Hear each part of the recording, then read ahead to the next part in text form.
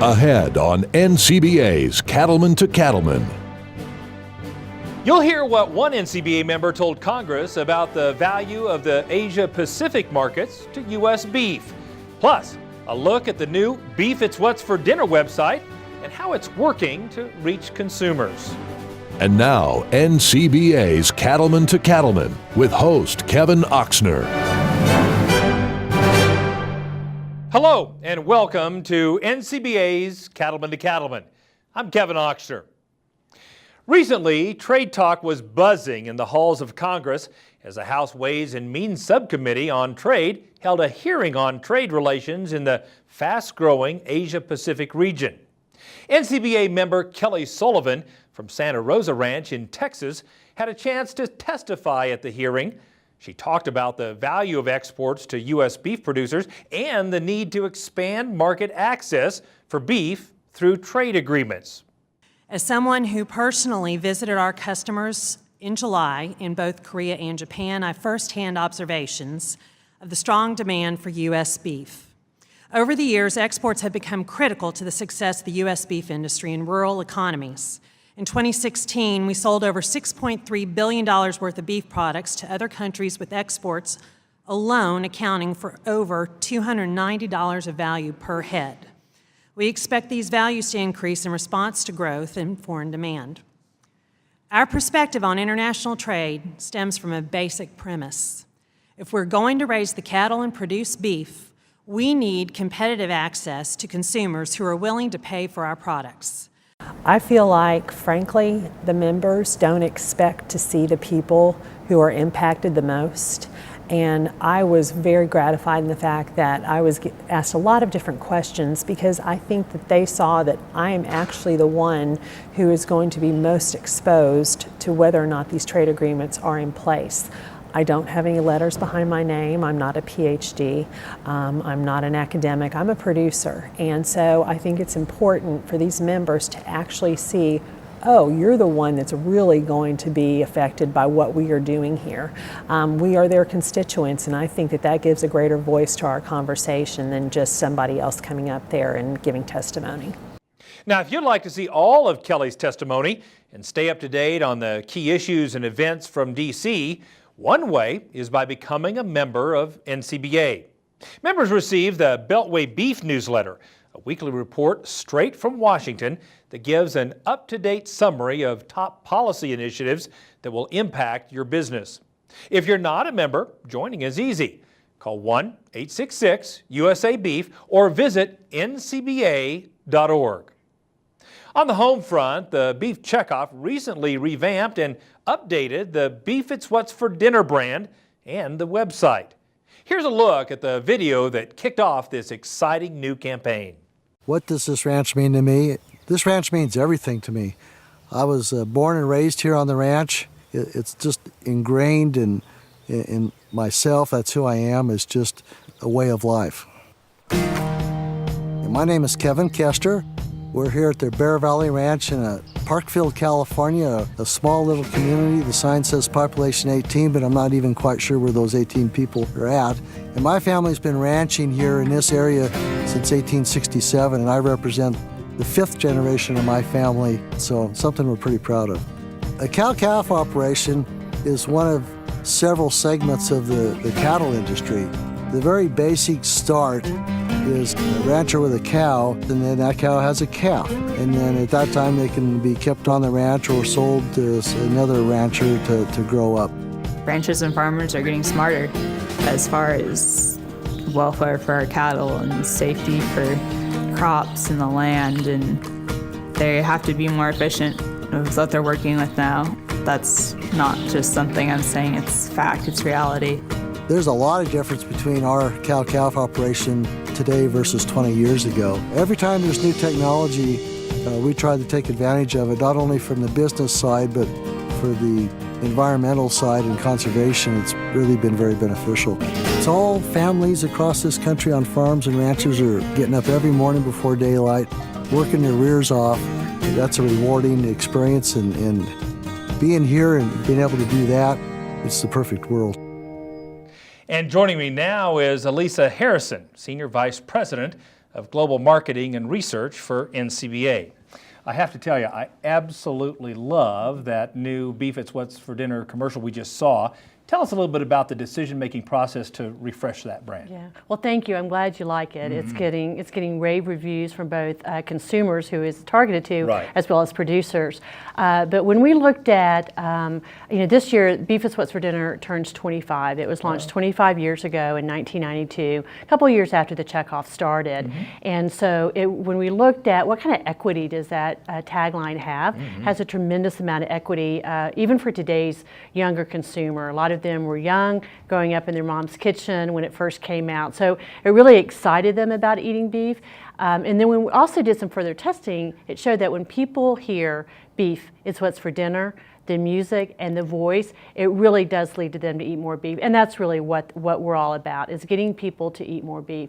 But what's different about this time is that for the first time, we're actually combining information about the people who raise beef. That's what consumers, that's what millennials want to know today. They have a lot of questions, and we have the answers. And so we just took the opportunity to refresh the brand, make it relevant for today's consumers, and we hope will lead to increase in beef consumption. Absolutely. And so tell us, what are some of the specific goals you have for this campaign? Well, our goal is pretty simple, but it's an important goal, and that is to make beef the #1 protein choice for consumers. When you look at today's marketplace, there are many more opportunities to include protein in your diet than there were 25 years ago. So we need to go out and make sure that people, connect beef with protein, because we've done a great job of telling people how important protein is to your diet. And we want to associate beef with protein and remind beef through the Beef It's What's for Dinner campaign that it's a great part of your diet, will make you strong, it's responsibly raised, and that we really are, we think we're the #1 protein, and we hope consumers will think that too. Absolutely. And so tell us this, I know you've made some significant changes to the Beef It's What's for Dinner website. Tell our viewers a little bit about that. Yeah, it's been a complete overhaul. Yeah. In fact, I don't even like to call it a website. I like to call it a digital destination, a digital platform, because it combines everything that you need to know about beef: the nutrient value, how to cut, how to prepare it, what all the different cuts are, as well as the nutritional value and how beef is produced. So it's a one-stop shopping for everyone who is interested in beef. I call it a big, beautiful thing, and it's something that I think will be a great resource for producers as well. Some fantastic recipes and so forth on there. Tell folks how we can use that website or to actually educate consumers about our product and our industry. Well, I think the biggest thing that we're hearing from millennials today, they really do love beef. That's kind of surprising for producers to hear. Millennials have a great attraction and affinity for beef, but they don't know how to cook it. And so we have gone through and created a virtual butcher case.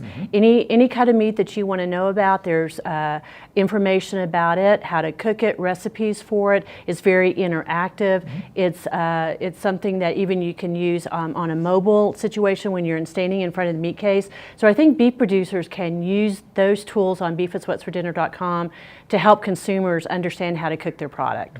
You know, due to lowering cattle numbers the last couple of years, we've seen fewer checkoff dollars. Yeah. Why did you decide now was such an important time to make these investments and make these changes? Well, I think, again, as I said before, we have so many different options in protein in our diet today.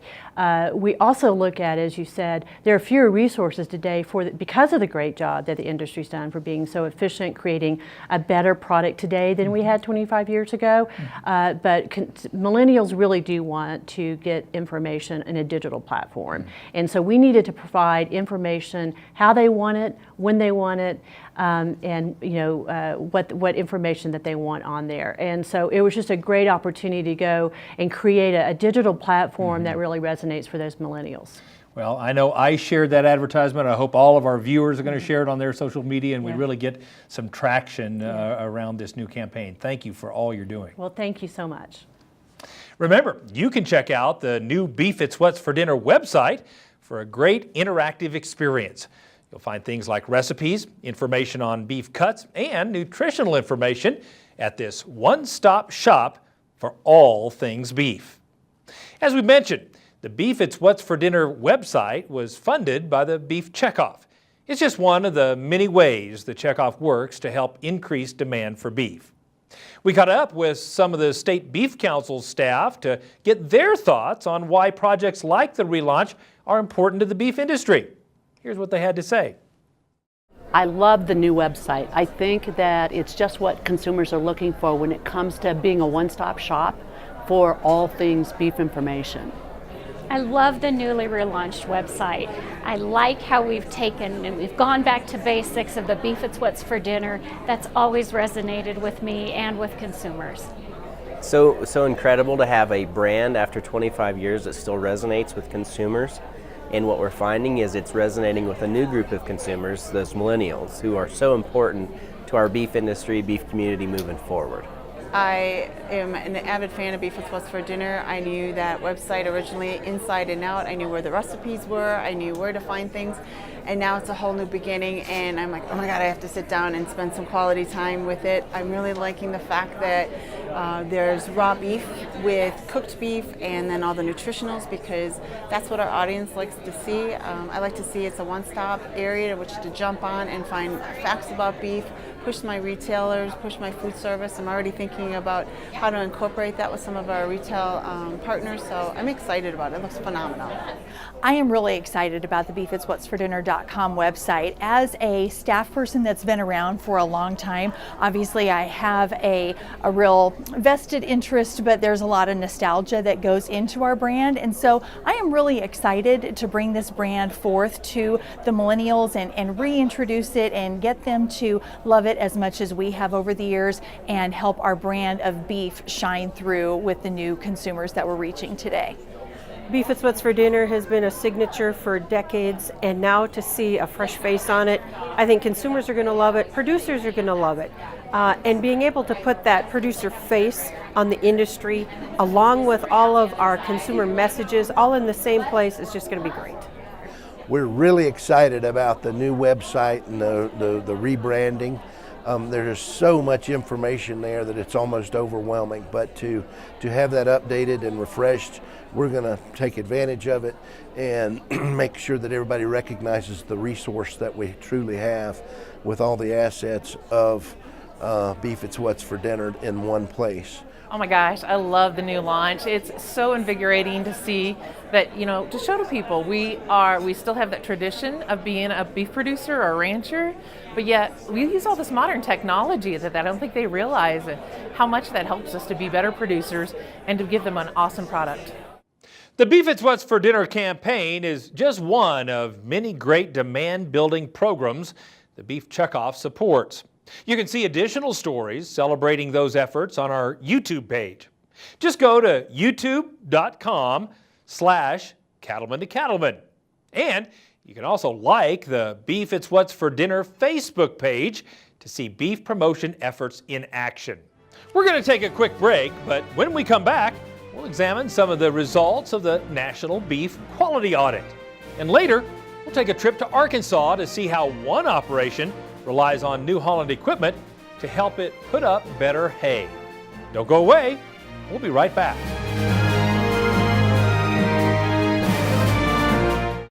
Say goodbye to your toughest pasture and rangeland weeds for good. Because one product offers season-long control, handles the widest spectrum of broadleaf weeds, and clears the way for increased forage with greater grazing flexibility. So you get more beef per acre at a cost that can't be beat. It's Grazon Next HL herbicide, and if it's in your pastures, plain and simple, weeds won't be. Hello everybody, Stormy Warren here from SiriusXM's The Highway. Join me at the 2018 Cattle Industry Convention and NCBA Trade Show in Phoenix, Arizona. Come explore over 6 acres of displays for more than 350 companies during the best cattle industry trade show. Plus, you can have some fun with my friend comedian Bill Engvall at our exclusive Cowboy Comedy Club. So blaze a trail to Phoenix, January 31st to February 2nd. Find out more at beefusa.org.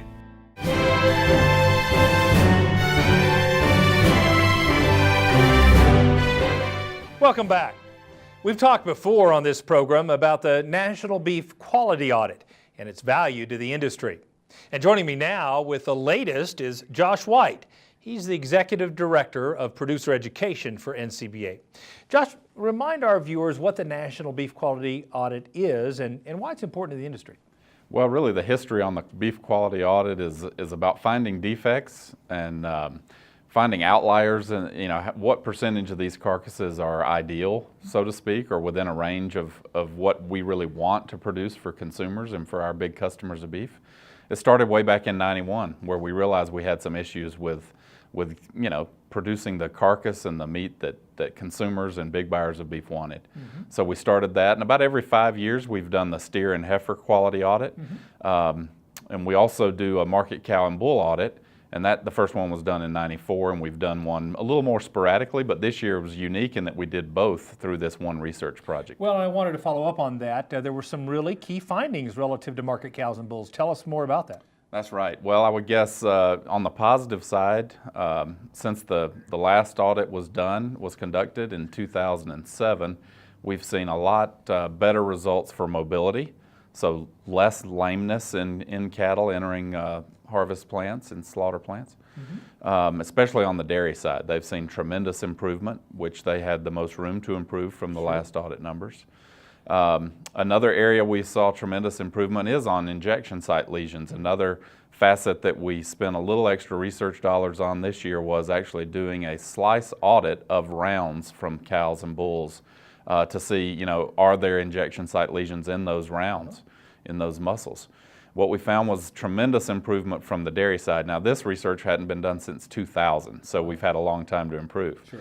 But back in 2000, we were finding injection site lesions in 35% of dairy rounds. Wow. We're down to 15% today, so tremendous improvement. On the beef side, we were finding lesions in 20% of rounds back in 2000.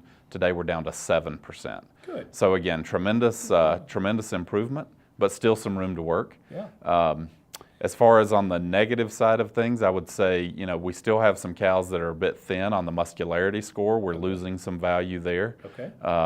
So marketing cattle in a little better condition and with a little more muscularity would capture more value. And then, there's still some issues with condemnations on livers and a little bruising. We saw quite a bit of bruising, but most of the bruising was minimal. So that indicates, possibly facilities, transport, look at your operation and make sure the cows aren't banging around where they don't need to be. For sure, because that does reflect in that carcass value. Well, I want to take that to the practical level. You've just given a couple of insights, but why is this data so valuable to producers from a practical standpoint? Well, it does represent real lost value, for one thing. On the cow and bull side, we estimate we're losing over $120 per head on some of these issues. Now, some of the issues are more of a packer issue, but like I mentioned, bruising, injection site lesions, condemnations. So if you're keeping a cow around too long, you end up with some issues there. And another management issue we saw was a lot of cattle that were pregnant. Now, we don't want folks keeping cows too long just because they are pregnant if there's a good reason to market them, but we do want to reemphasize producers should be preg checking those cows, and if she is pregnant and in good shape, let's get that calf on the ground and then color the next year. Sure. You mentioned the improvement the dairy industry has made. Do you have any explanation for this? Oh yes. We worked for a long time between the BQA program and dairy and tried to formulate programs that dairy producers would engage on. Mm-hmm. Really didn't have that much success over the years, but the dairy industry really took the bull by the horn, so to speak, about 8 or 10 years ago and created the Farmers Assuring Responsible Management Program. Sure. That's a dairy-owned welfare and management program called FARM, that's the acronym. And then in the last 5 years or so, we've collaborated with them tremendously, getting the key BQA concepts, making sure that those are all held within that FARM program. So it's not really BQA, a beef-initiated program trying to reach to dairy so much as let's get our key concepts incorporated into the dairy-owned program. Yeah.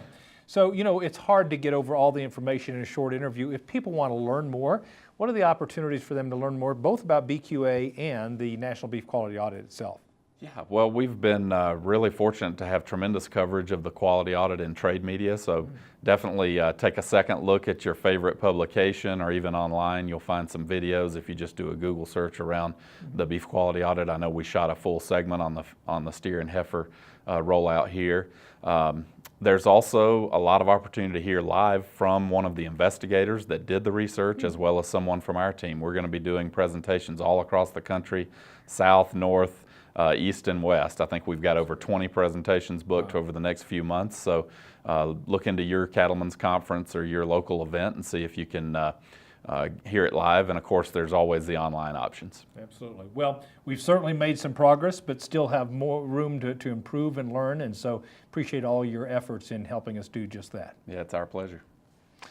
Remember, if you want to check out all the resources produced on the NBQA, you can find those online at bqa.org.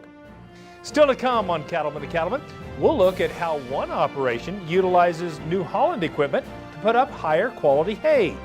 And later, we'll take you inside a Stockmanship and Stewardship event to see how NCBA is helping to educate producers. Stay with us. We'll be right back.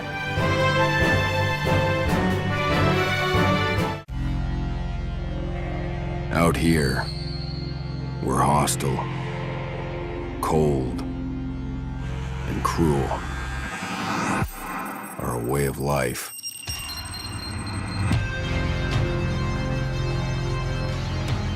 There's no better way to live.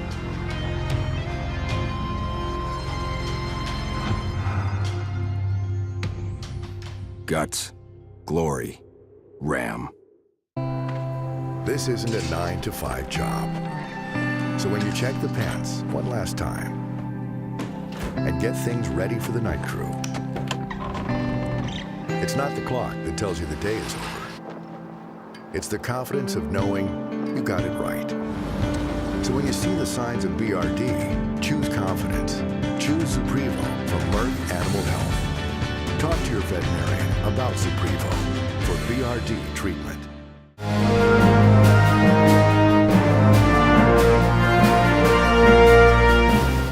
Welcome back. It's a basic fact. If you raise cattle, you need feed and forage. For many cattlemen and women, that means they make hay each year. One essential to a good hay crop is the ability to get it put up in a timely manner. And that takes reliable hay tools and farm machinery. Cattlemen to Cattlemen reporter Brian Baxter takes us to Arkansas to see how one cattleman is working all the angles to put up the most hay he can. For Marcus Creasy, who works the land in northeast Arkansas, his family business is all about raising high-quality beef cattle. We run a cow-calf operation, a commercial cow-calf operation. Use Black Angus bulls over the top of the cows. When fully stocked, we would be around 400 head at both locations, but we're not there today. We run a haying operation as well, feeding the cattle. Typically, we'll use just round bales and hay rings during the winter, but we also do some grinding and mixing of feed as well, and spread that out for the cattle in the wintertime. Summertime is typical grazing. We've got enough acres here that we can just graze cattle. When it comes to making hay for his cattle, weather is the critical factor. As with all producers, Marcus is focused on getting his hay crop cut, baled, and stored quickly. In those 4x5 round bales, we generally field stack those. We've got a good solid base here where we can accommodate several hundred bales here, and then another barn back at a location, and then our second location, hay there as well. So we'll haul back and forth between them. We utilize a 70-60 New Holland baler for the typical bales, and we've been trying out the roll belt 460 as well, and it's been a great baler. As important as his round baler is, Marcus also relies on New Holland tractors to get the job done. We've got a T4 New Holland that we utilize most of the time in our equipment regimen, but here lately we've been using the T6 you see back there, and it's been a great tractor to be able to utilize in the baling and the loading out of hay. Cattlemen appreciate the T6 for its power, its comfort of operation, and ease of use, if you will. When you look at the T6 series tractors that can be equipped with cab suspension, providing a comfortable ride and operation throughout the field, no matter of the field conditions. The powerful engines provide the power that's needed for a variety of tasks, whether it is mowing, are baling hay or moving bales, they have that power to be able to operate In fact, the T6 tractor has a variety of transmission choices and innovative features that were designed to meet the needs of producers like Marcus who are cutting, baling, and moving hay. New Holland is so innovative with new technology and new features, and we have this new T6 tractor with a dynamic command transmission. It's 24 speeds. I promise you it has more than one of the right speed you need to do that job. The T6 Dynamic Command was based on customer feedback. Customers were looking for more productivity and a better selection and alignment of gears and ground speeds within those certain applications. So looking at the transmission to be able to have that developed, that it has more gears and less ranges, meaning more ease of shifting up and down to be able to match those conditions. Oh, I can't brag enough about that. Whenever we're driving across the fields, the ability to be able to shuttle shift real quick with switching gears, switching ranges, and be able to get up to speed with how fast we want to try to get those bales put out, especially on a day like today when we may be getting just a little bit of rain coming in. We're able to really push the tractor and get those bales rolled out and get them in and off the field.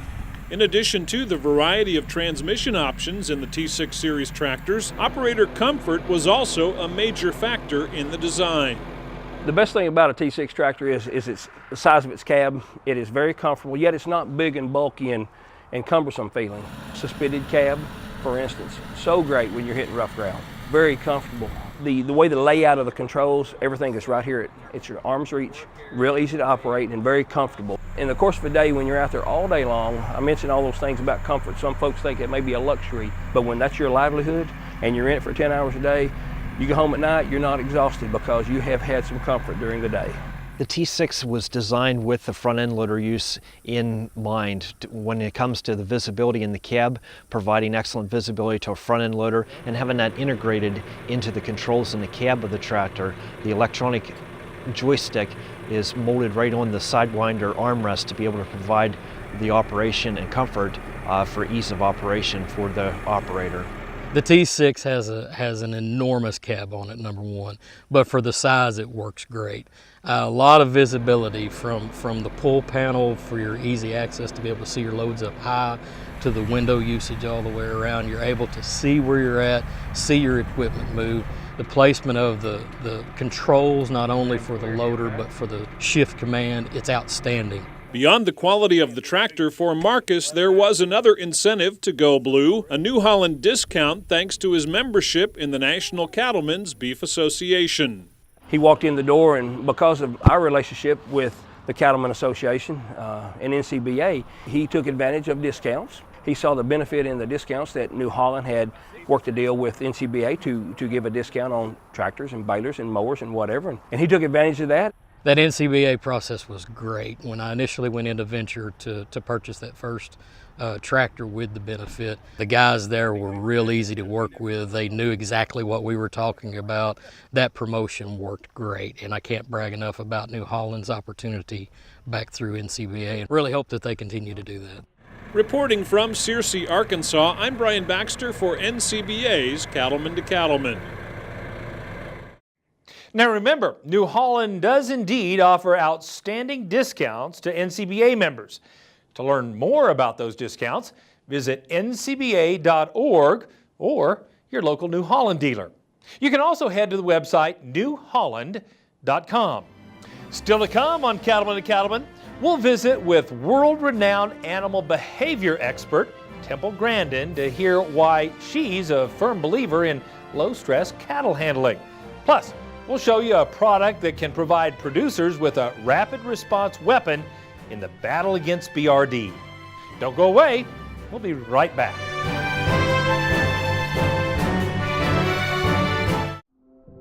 There is a new world out there, revealing itself in unpredictable ways. A world that demands more from the land and those who grow, farm, and build on it. This new world calls for the ingenuity to get more out of it, while preserving as much as we can. After all, to stay ahead of tomorrow, we need to be equipped for it today. New Holland, equipped for a new world. Do you know all you need to about working cattle? Did you know there are proven methods that can reduce stress for the animals, for you, and for your crew? Learn from the experts who can help sharpen your stockmanship and stewardship skills. By attending a stockmanship and stewardship event, you'll learn proven ways to work cattle more efficiently, skills that can help put more money in your pocket. Find out more and locate a training session near you at the website stockmanshipandstewardship.org. You're watching NCBA's Cattlemen to Cattlemen on RFD TV. Recently, we participated in a stockmanship and stewardship program at Colorado State University, and Dr. Temple Grandin was one of the speakers, in fact, the keynote speaker. Dr. Grandin, you've been a pioneer in this area from the very beginning. What kind of progress have you seen over your career in terms of stockmanship? 100 million% improvement in handling of cattle. When I started in the 70s, cattle handling was really terrible. And today, people are getting much more interested in stockmanship. The amount of people who are good at handling cattle, that has greatly increased. One of my former students, Ruth Woolley, did a survey of large feed yards using the NCBA objective scoring system, got very good results. Falling down was way under 1% of the cattle. That's absolutely great. And Kansas State did a similar study with similar results. Stockmanship has improved. Now, I want to emphasize, I think it's important to do some numerical scoring of handling, because what that does is prevents people from slipping back into old ways of doing things. Okay, they may have gone to a workshop, oh man, gung-ho, we're going to do stockmanship right, and then without realizing it, the prods come out a bit more, the yelling and screaming comes out a bit more. But if you measure handling, then you go, well, my vocalization score on the squeeze chute's gone up. I need to do something to reduce that. You know, you have been instrumental in redesigning so many facilities across this country. What guidance do you give producers who are thinking about redesigning their facilities in terms of what they should keep in mind? Well, you want to lay things out correctly. I have found that selling somebody the thing, okay, we're going to buy the fancy new facility, people will do that a lot more easily than doing the management. And when I first started, a mistake that I made back in the 70s is I thought I could build the magic thing that would solve management problems. No, it doesn't. You have to have the good stockmanship to go along with the facility. You don't necessarily have to have the fanciest facility, but you've got to have non-slip flooring, and they have to be laid out correctly. You know, there's been discussion about tub type of facilities I design or bud box facilities. Both have to be laid out correctly to be the most effective. And it's not just the facilities and the people. You talked during your keynote about the cattle themselves and how important docility is. Yes, we did some of the very first research 20 years ago on the temperament scoring. And cattle today are calmer. They get less scared because we have been doing 20 years of temperament selection. And on that first study that we did, we found that calm cattle gained more weight. That's been replicated a whole bunch of times. So a lot of the cattle we have today are more docile. What would you like to see as you look ahead over the next 10 or 15 years in terms of the future of stockmanship? Well, I think stockmanship is going to continue to get better. I want to make sure that we don't get into some breeding and genetic issues. 30 years ago, I noticed very bad leg conformation problems in pigs that caused lameness. There's been some of those issues in cattle. You've got to breed cattle with good feet and legs, and there are scoring charts available for that. Dr. Grandin, thank you so much for your perspective, and thank you for all the leadership you've provided throughout your career in helping us all understand just how important stockmanship is. No, stockmanship's really important. I want to commend NCBA for doing all these stockmanship workshops. And this year, there will be many more opportunities to participate in these regional stockmanship and stewardship meetings, and so I hope you'll put those on your calendar. We'll be back with more right after this. Well, I think a rancher has to be a steward of the land. There's nobody else that can take care of land better than a rancher. When we switched over to the Purina products, it was a step in the right direction. The difference we see in the cattle is the consistency of their nutrition. The cattle hold their condition a lot better throughout the whole year. It does make a difference that we can see, day in and day out.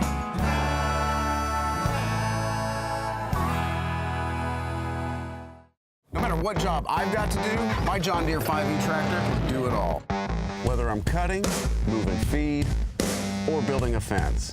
Using my 5E means my work gets done faster at a price I can afford, and that works for me.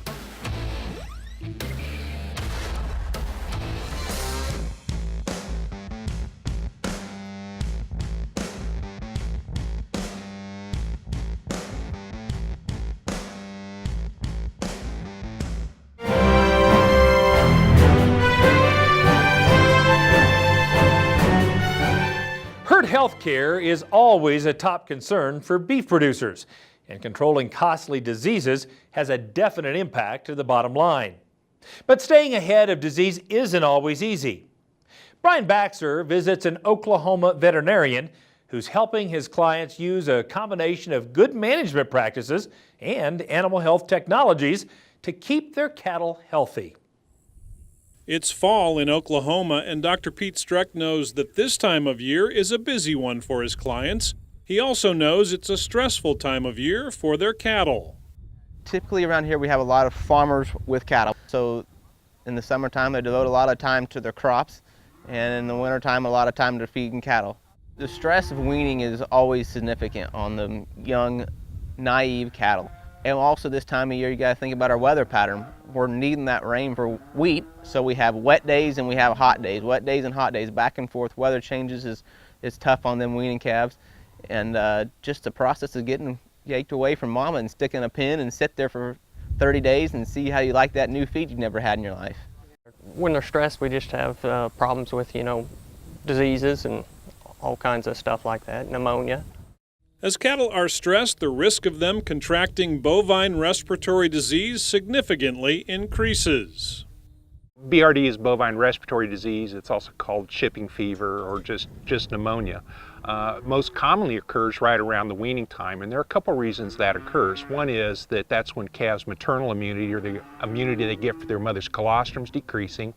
The other thing that happens about weaning time is the weather changes. A lot of cows calve in the spring, which means they are weaned in the fall when temperatures can be warm during the day and cool and wet sometimes at night. So both the decreasing maternal immunity and the fact that they're stressed from weaning contribute to the incidence of BRD. There are a couple reasons cattle are susceptible to BRD. One is just the anatomy and physiology of our lungs. Cattle have a lower lung capacity than many other species. Well, if you think about it, how big a cow is and how much emphasis we put on that rumen to make pounds of meat, we're actually pushing them lungs forward when we get that rumen big and full. And we haven't selected for big capacity lung animals we've selected probably against it a little bit over the years to get a bigger rumen to make more meat. So we're really haven't stressed lung size in cattle whatsoever. BRD is such a significant issue, not just if you have one sick animal and he gets over it, because you're going to lose weight during that sickness period. You're going to lose feed intake, lose weight, lose performance, and then if you have some chronics down the line, those cattle are not going to go and grade very well at all at the feedlot. They're not going to perform when they get to the feedlot at all well either. Preventing BRD is a difficult task, but there are practices producers can use to decrease the risk of animals contracting the costly disease. We can never prevent it all, but we can do a whole lot to help if we get on better herd health programs. Cattle handling really impacts it. The more you holler and scream at cattle, the higher stress they get. And when those steroids get up in that stress, they decrease that immune system. So if we can keep that stress level down, therefore we're keeping your steroid level down during that cattle handling, processing, and loading and all that, we can really help keep them cattle calm and gentle. It helps their immune system significantly. There are several things producers can do to manage the incidence of BRD. One of the things they can do is use a low-stress weaning type management system, and that could be a fence line weaning system where the cows are placed on one side of a secure fence and their calves are on the other side. Generally in 3 or 4 days, those calves and cows will start to migrate away from each other, and studies have shown that the incidence of BRD in cattle that are weaned in a low-stress manner, the incidence of BRD is much lower. The other thing producers can do if they don't have control of the weaning, let's say you're buying cattle through an auction facility or through a livestock market, is manage those cattle in a low-stress way when they get to the backgrounding facility. There's some nutritional things we can do through providing high-quality trace minerals. There's some vaccination things we can do.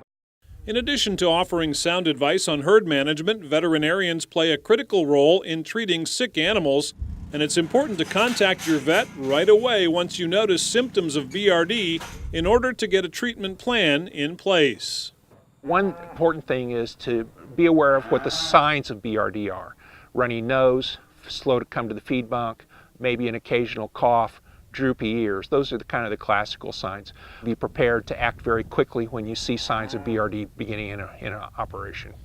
So the faster we can treat the animal, the quicker they're back on feed, the quicker they're performing and making more pounds of meat for us. So when I go to sit down with the client and decide what antibiotic are we going to use, first we're going to talk about what bugs are we going to target, what microbials are we going to target. So we look for an antibiotic that's broad spectrum and it's going to treat all those. So we look for broad spectrum, and then we start to look for duration. The longer that antibiotic is on system, that's the longer we don't have to get them back in the chute. So if you have an antibiotic that only lasts 3 days and you have to get them back in the chute 3 days later, that's more stress. If we can get one that can last a week, we feel like we're having antibiotics on board and don't have to mess with them and keep them quiet in the pen and let them recover for a longer time. Knowing that time and money are important to his clients, Dr. Streck has found Zactran from Boehringer Ingelheim to be an effective tool in treating BRD. Well, first off, I'd like to talk about what we're treating, how we're going to treat it, and then the client wants to talk about, well, how much it's going to cost. So then you have to get into this economic standpoint of how you're going to treat these animals and not break the producer. And that's where we've kind of settled on Zactran the last year. You have your long duration effect, you have your multiple organisms affected against, and so you're getting more bang for your buck. Before we were just using kind of a simple program, just a cheaper drug, you know. We started using the Zactran. Just seemed like it had a little more kick to it, and a little longer lasting. We got more for our money, really. Before we were pulling a lot of cattle, fighting them for quite a bit. With the Zactran, they seemed a lot less pulls, and they just took off on the feed better. Zactran has decreased our pull rates significantly in the first 2 weeks, and we're also getting a lot less chronics that our clients are getting to turn cattle out on wheat pasture a lot quicker than they're used to when they're using a different class of antibiotic. If you look and start penciling out, it really does pencil out to save you time and money. Well, Zactran has several characteristics that makes it very effective. One characteristic is its duration, and Zactran has a labeled duration of up to 10 days. We can use Zactran with the confidence that it'll be on board, be at blood levels that are effective for at least 10 days. The other thing that makes Zactran effective is it's effective against the 4 major BRD pathogens: Mycoplasma bovis, Histophilus somni, Pasteurella multocida, and Mannheimia hemolytica. So it's effective against all those microbes. So when a producer asks me how am I going to use Zactran, if you're treating a sick animal with Zactran, I like to tell them, give them the Zactran, give them the correct dose underneath the skin, and then wait 5 days before you give anything else. I know it's going to be really hard for some of them calves that look sick, but you have antibiotic on board. We don't need to be loading them up again with a different antibiotic and re-stressing them through the chute. So if you can give them 5 days, you're going to see a response out of that Zactran. So when we're talking about Zactran and the correct dose, it's a 2 mil per 100 pound dose. That's not the lowest per dose on the market, per weight, and it's not the highest. So I believe that the clients are going to be more accurate using that because it's a middle of the road. When you have a product that's 1 mil per 100, 110 pounds, if they miss that animal's weight by 50 pounds, they could significantly overdose and waste money or significantly underdose that product. With the Zactran and the easy gun that they give it to you, it has the weight on that gun and the mils at the same time, so it simplifies it for the producer, and you have less error, I believe, in getting your dosing. Reporting from Oklahoma, I'm Brian Baxter for NCBA's Cattlemen to Cattlemen.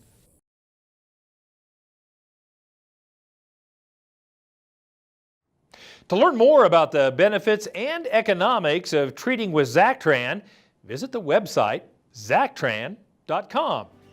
When we return, it's time for another visit with our good friend Baxter Black. Stay with us. We'll be right back. Want more profit out of your pasture? Then here's our 2 cents on using parasite control to make some dollars. In a trial of calves, Long Range outperformed Sidectin and Safeguard dewormers combined by as much as an extra 40 pounds. Yeah, that's a lot of extra profit, and that's why it pays to treat cattle with Long Range. Do not treat within 48 days of slaughter. Not for use in female dairy cattle 20 months of age or older, including dry dairy cows or in veal calves. Post-injection site damage can occur. These reactions have disappeared without treatment. You can't afford another season without Long Range. What does it mean to be an American cattleman? It means you have what it takes where it counts. On the inside. At Ritchie, we understand that. It's what's on the inside that defines us. We share the same values. Ingenuity, commitment, sense of pride. These are the values that built this country. They're the values that built this company. Ritchie, proud to be a partner to the American cattlemen since 1921. When a new calf hits the ground, his clock starts ticking. A belly full of colostrum gives him his best odds, but if he doesn't get any, his time starts running out. That's when you grab a bag of Oxford Ag Colostrum in their patented feeding system. Fill them with warm water, shake it to mix, feed it with a tube or nipple, and you are done. No bucket, no bottle, no mess, and right on time. Get yours at oxfordag.com. Costs less than a dead calf. Did you know that Prefert makes over 1,000 different farm, ranch, and rodeo items? And now, thanks to Prefert Direct, it's easier than ever before to get access to every item Prefert makes delivered direct to your local dealer. For more information about Prefert Direct, visit us at prefert.com. Prefert, America's #1 name in farm, ranch, and rodeo.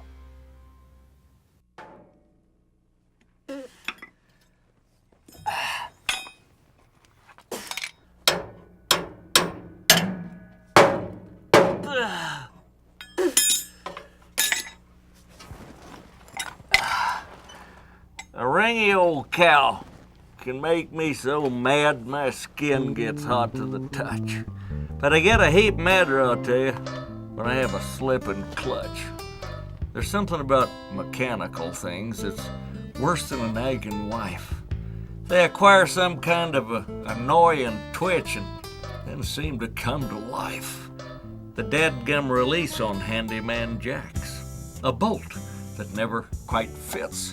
Phillips screwdrivers with heads wore plumb out give me the shivering fits. Or a comfortable cab that leaks like a sieve.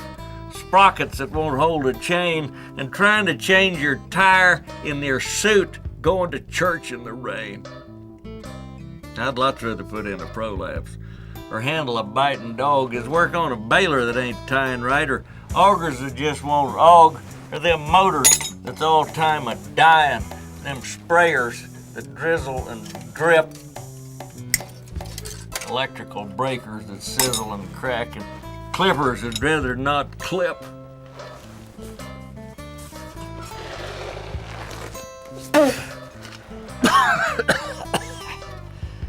I'm plumb sick and tired of fighting them things made out of plastic and steel. There's days I believe I'd strangle that man, the one that invented the wheel.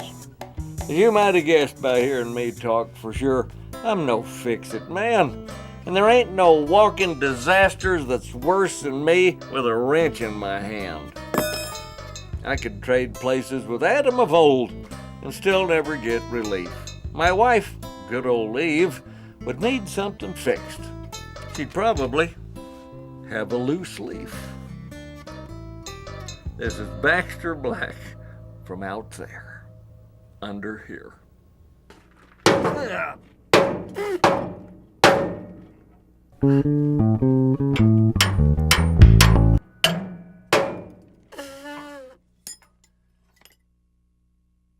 Thanks, Baxter. I can definitely relate to those mechanical issues that frustrate us all. Now, for more than 30 years, producers have trusted NCBA's Red Book to help them keep better records. The 2018 Red Books are on sale now. You can even customize yours with a company name or logo on orders of 100 or more. Just visit the website ncba.org or call 1-800-525-3600. 3085 to place your order. We'll have more right after this. I'm an NCBA member because NCBA, they look at the facts, they look at the history, and they look what's good for the industry. It's important to be NCBA members just because of what NCBA does. They keep us informed about a lot of things that are going on nationwide. The reason we're an NCBA member is we think that it's the best voice that the cattle people have. Join NCBA today. Head to beefusa.org or call 866-USA-BEEF.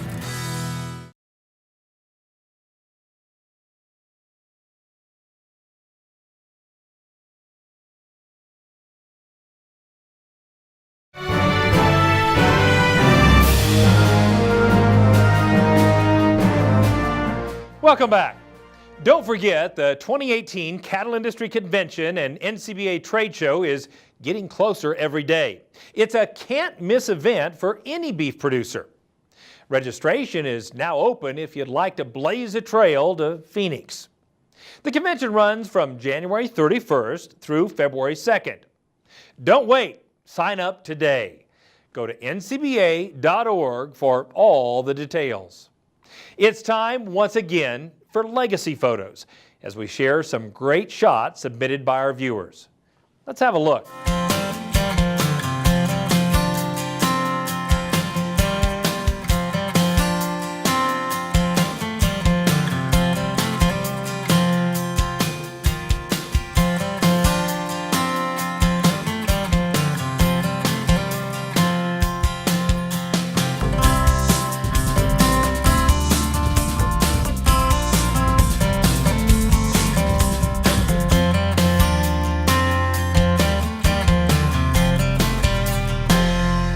Do you want to see your photo on Cattlemen to Cattlemen? You can submit your favorite shots a couple of ways. Either message them to us on the Cattlemen to Cattlemen Facebook page or email them to c2c@beef.org. Include your ranch or farm name and your hometown, and we may use them on a future episode. Well, that's our time for this week's edition of NCBA's Cattlemen to Cattlemen. Thanks so much for watching. We'll see you again next week right here on RFD TV.